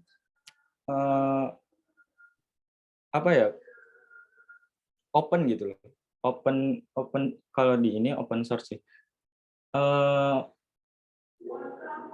Free to use, commercial use, karena itu base-nya web font kayak Google Font. Nah, paling amannya itu emang pakai Google Font, cuman ya kelemahannya dia nggak terlalu banyak lah pilihan fontnya karena emang dikhususkan untuk website dan lain-lain. Cuman kalian misalkan kalau ragu penggunaan font di Canva, karena aku juga nggak terlalu mendetail ya, bacanya juga lisensi dan lain-lain. Kayaknya sih di mana kita ya dari Canva sendiri ketika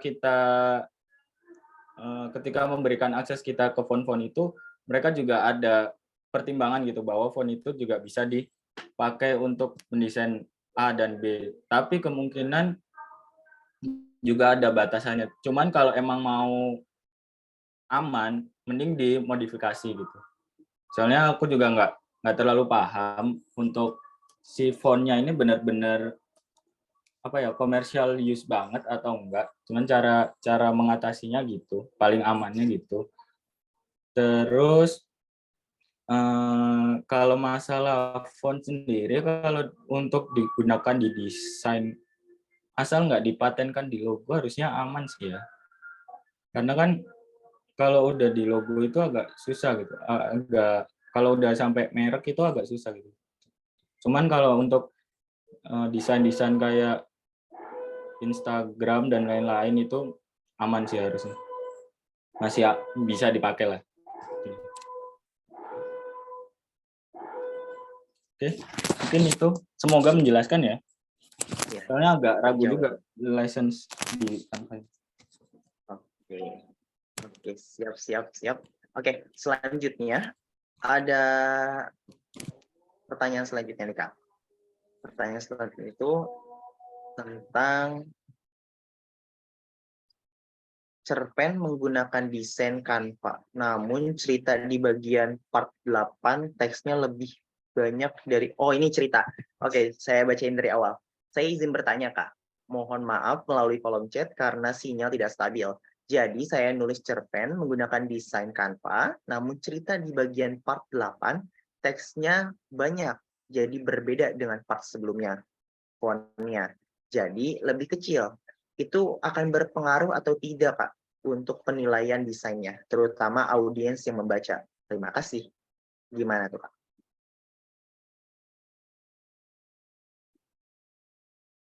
Oke. Sebenarnya kalau untuk masalah cerpen atau buku ya, buku itu idealnya emang sama gitu. Karena kita ketika membaca buku terus tiba-tiba fontnya mengecil kan juga agak aneh gitu.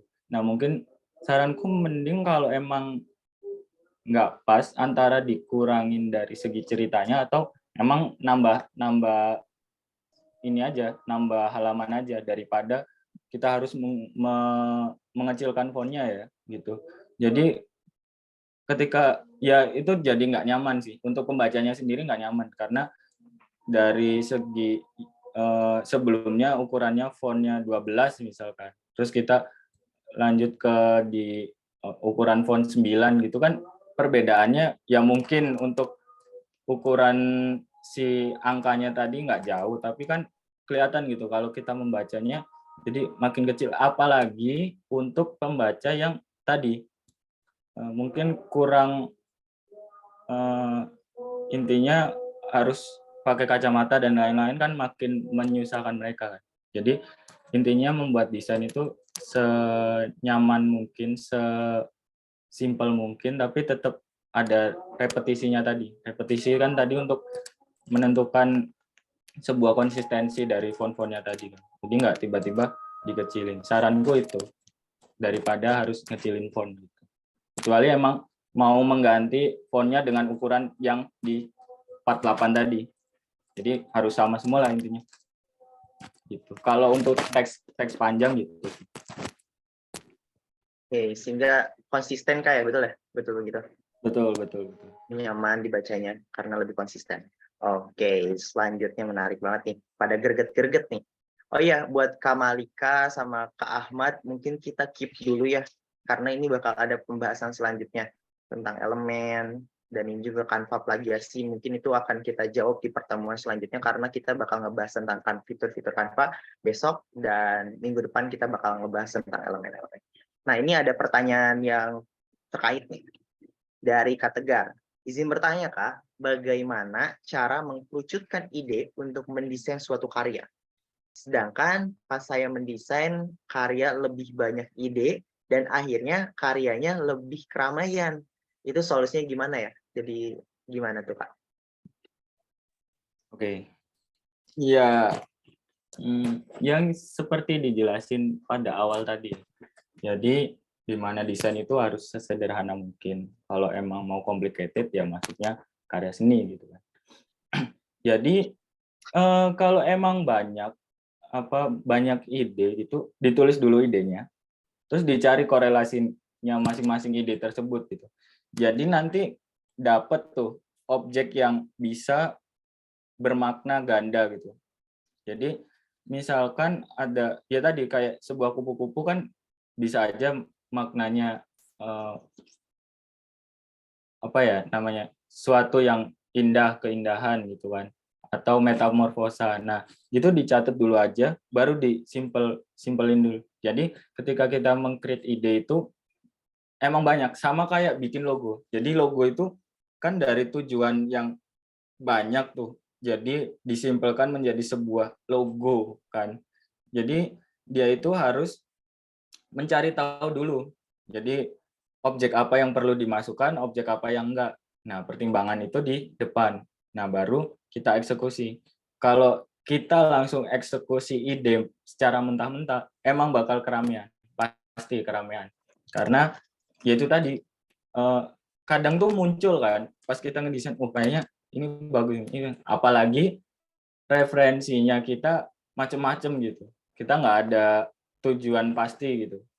Tujuan pasti, jadinya kita bingung mau mana yang urgent banget dipakai, mau mana yang nggak perlu sebenarnya. Nah, itu perlu dipertimbangkan lagi.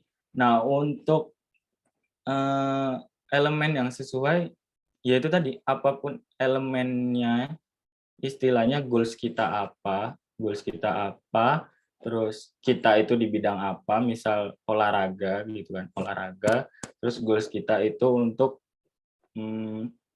promo produk olahraga, ya udah apa yang bisa menunjang program promo itu, visual apa, misalkan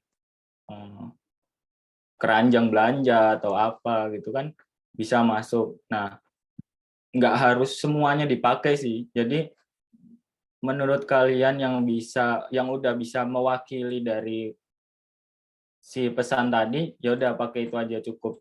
Jadi nggak usah nyari-nyari lagi gitu. Jadi intinya kalian itu udah berhasil, ya udah cukup sampai di situ. Jangan nambahin ide lagi. Takutnya itu tadi makin bingung, makin ragu, kecuali mau bikin opsi. Nah, kalau mau bikin opsi silahkan gitu. Nambah-nambah. Kalau emang satu desain terus dia ini banyak ide, ya mungkin bisa dicatat dulu idenya, terus habis itu disortir mana yang berkorelasi, mana yang emang perlu banget, mana yang sebenarnya ini bisa nih nggak perlu dipakai tapi bagus, tapi ya itu kan nanti ujung-ujungnya dapat tuh di akhir. Oh ya berarti desainku nantinya pakai ini dan ini, terus ketemu deh. Jadi secara simpelnya ketemu dari hasil brainstorming tadi. Emang kalau aku sendiri emang brainstormingnya lebih lama daripada eksekusinya. Jadi aku benar-benar harus dapat sesimpel mungkin ideku itu, tapi seluas mungkin isinya. Jadi maknanya luas, tapi idenya itu simple gitu. Nah, challenge-nya emang di situ. Tapi gimana caranya kita itu mending ide itu terkonsep dari awal daripada pas eksekusi itu ketambahan ini ketambahan itu malah bingung gitu. Dan PR-nya malah pas ngedit ini bakalan berasa banget kalau kalian ini di luar graphic designer ya, bikin konten video lah ya. Nah itu pasti skripnya itu paling enggak harus jadi dulu gitu. Nah kalau kalian nggak ada skrip pasti kan bingung mau ngomong apa maunya. Nah itu contohnya kayak gitu. Jadi mending difikskan dulu idenya, dicatat dulu, jangan eksekusi dulu kalau emang belum matang. Gitu. Mungkin itu sih, semoga menjawab. Oke, dan itu jadi pertanyaan terakhir, Kak. Karena Sayang banget ya. Oke. Ya, sayang banget karena tentang ini kebanyakan tentang plagiasi itu mungkin nanti bakal dijelasin di Canva-nya kayak karena itu bakal ngebahas tentang template itu jelas. Adapun nanya tentang keharmonisan itu ada fitur Canva-nya juga nanti mungkin sekaligus dijawab. Jadi pertanyaan-pertanyaan ini kita keep dan nanti dijawab di pertemuan selanjutnya. Nah, untuk itu kita sebelum ke penutupan mungkin teman-teman boleh on cam karena kita bakal ada dokumentasi, sesi dokumentasi. Operator boleh mungkin dibantu dokumentasi. Oke, teman-teman sekalian diharap untuk menyalakan kameranya on cam untuk kita adakan dokumentasi. Oke, kita tunggu dulu nih teman-teman yang pada antusias, yang selalu stay semangat banget di karir desain grafisnya nih. Wah, getol-getol nih. Mantap. Oke, udah standby ya. Wah, yang belum gimana nih? Halo? Oke, it's okay. Ditunggu. Oke, mantap. Pada ganteng dan cantik semua. Wah, ada. Oh, ternyata ada kakak panitia yang belum mandi. Wah, oke, it's okay. But let me see. Oke, stay. Oke, operator standby. Oke, stand. Mukanya juga stand. Cakep, cantiknya. 1, 2, 3. Oke. Wah, kata operator kurang greget. Oke, lagi. Oke. 1, 2, 3. Oke, the last one. Wah, operator banyak maunya nih. It's okay. Tapi ya, the last one lebih greget lagi.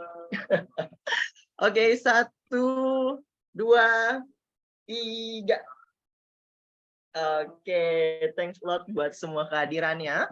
But I want reminder, mau sedikit ingetin, makasih banyak juga buat Kazi, materi hari ini sungguh sangat luar biasa dan ilmu banget, insight banget buat kita. Hal baru buat kita mempelajari dasar desain. Dan kita selanjutnya bakal ke penghujung acara, yaitu penutupan. Sekaligus mengingatkan teman-teman sekalian, kami ingatkan kembali untuk mengisi absensi sebagai bentuk kehadiran teman-teman sekalian, sekaligus untuk penilaian dan penerbitan sertifikat yang nantinya akan kami bagikan. Adapun acara selanjutnya di hari esok kita akan membahas tentang fitur-fitur yang ada di Canva. Dengan itu, yang pertanyaan-pertanyaan yang terlampir akan kita keep dan kita bahas lebih lanjut di hari esok. Nah, selanjutnya juga kita di pertemuan terakhir kita bakal ada homework, bakal ada PR yang mana teman-teman sekalian akan mendesain desainnya masing-masing dengan tema yang ditentukan. Nanti kita akan bagikan. Oleh karena itu, dari hari ini kita persiapkan. Mulai brainstorming. Kata Kazi aja brainstormingnya lebih lama tuh. Berarti bahwa kita perlu mempersiapkan lebih awal ide-ide yang ada dalam otak kita. Bahkan bisa diskusi buat inovasi lebih ekspresif lagi. Nah, selanjutnya juga ada info bahwa kita akan mengadakan webinar. Webinar yang nanti kita adakan pada 31 Januari yang berjudul Start Your Journey in Graphic Designer. Nah, yang ini bakal membahas tuntas mengenai tahapan kita untuk menjadi graphic designer. Nah, membantu banget nih, mendukung banget, apalagi kita udah belajar Canva di minggu ini, lalu di akhir bulan nanti kita bakal belajar gimana membangun sebuah karir. Nah, menarik banget. Nah, info lagi. Wah, banyak banget informasi nih. Kita open recruitment, membuka buat para peserta nih yang tertarik sama studio untuk bergabung. Kita berkontribusi nyata di bidang industri kreatif. Kita gabung, yang tertarik bisa langsung stay tune dan banyak belajar dari sosial media kita. Mungkin yang banyak nanya nih, yang nanya-nanya nih ya, bisa terjawab di feed atau akun-akun sosial media kita. Kita pun punya TikTok, Instagram, dan lain sebagainya. Itu jadi bahan pelajaran banget buat kita. Dan terakhir, desain adalah ekspresi dari sebuah tujuan. Dan mungkin nantinya akan disebut sebagai sebuah seni. Desain tergantung pada seberapa besar sebuah batasan dan bagaimana metode dilakukan. Charles Amos. Terakhir, saya tutup. Wassalamualaikum warahmatullahi wabarakatuh. Terima kasih semuanya. Terima kasih Kazi yang sudah. Siap, Oke, sama-sama. mantap banget. Thank you semuanya. Teman-teman, terima kasih banyak semuanya. Oke. Thank you ya guys. Terima kasih banyak, Kak. Ya.